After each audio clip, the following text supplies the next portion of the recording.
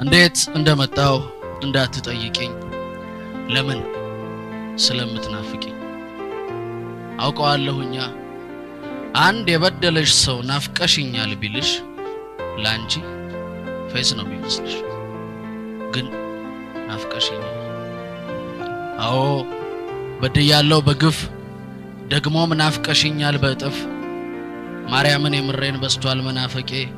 የትም እገኛለሁ የትም ስቃለሁ ግን ያለቅሳል ሳቄ